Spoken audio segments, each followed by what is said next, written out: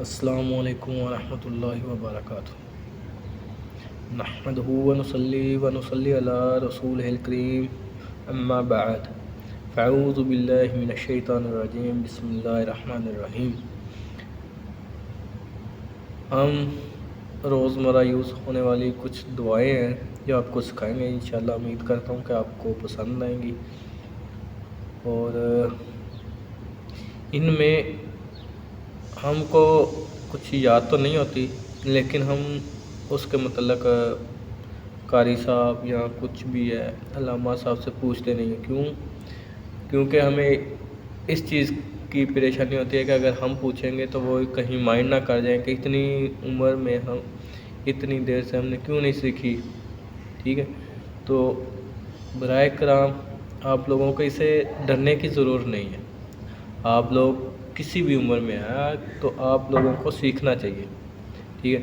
آپ لوگ اگر یہ سوچیں گے کہ ہم سیکھیں گے تو وہ کیا بولے گا، بھائی زندگی تمہاری ہے، ان کی نہیں ہے، آپ اچھے سے گزارو، ٹھیک ہے۔ تو آج میں آپ کو اسی حوالے سے کچھ دعائیں سکھاؤں گا۔ ان میں ایک تو ہے جو بیت الخلاء میں جانے کی ہے۔ یہ ہماری جو زندگی ہے اس میں بہت ہی ضروری ہے، کیونکہ ہم اپنی حاجت پوری کرنے کے لیے جاتے ہیں۔ ہر انسان کو پتہ ہے دن میں کتنی بار جاتے ہیں اور پھر باہر بھی آتے ہیں۔ اس کے متعلق ہم کو دعائیں سکھائی گئی ہیں، زندگی میں رہنے کے ہر کام میں کرنے کی دعائیں سکھائی گئی ہیں۔ اسی کے متعلق آج میں آپ کو دعائیں سکھاؤں گا بیت الخلاء میں جانے کی اور باہر آنے کی۔ تو سب سے پہلے جب ہم بیت الخلاء کے اندر جاتے ہیں تو ہم دعا کون سی پڑھتے ہیں؟ تو ہمیں دعا پڑھنی چاہیے بسم اللہ اللہم انی اعوذ بک من الخبث والخبائث۔ بسم اللہ اللہم انی اعوذ بک من الخبث والخبائث۔ اللہ کا نام لے کر کریں داخل ہوتا ہوں، اے اللہ میں پناہ میں آتا ہوں آپ کے ناپاک جنوں اور جننیوں سے، ٹھیک ہے نا۔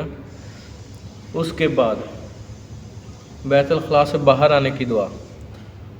حضرت عائشہ رضی اللہ تعالیٰ عنہ سے روایت ہے کہ رسول اللہ صلی اللہ علیہ وسلم جب ضرورت سے نکلتے تو فرماتے غفرانک مثلا الہی میں آپ سے بخشش چاہتا ہوں۔ اسی کے مطلب دوسری حدیث ہے کہ حضرت انس رضی اللہ تعالیٰ عنہ سے روایت ہے کہ نبی کریم صلی اللہ علیہ وسلم جب ضرورت سے باہر تشریف لاتے تو یہ دعا پڑھتے الحمدللہ الذی اذھب عنی الاذی وعافانی، الحمدللہ الذی اذھب عنی الاذی وعافانی۔ حمد کے لائق ہے اللہ جس نے دور کیا مجھ سے دکھ اور آرام بخشا مجھے۔ تو یہ تھی دو دعائیں جو آپ کو میں نے ابھی بتلائی،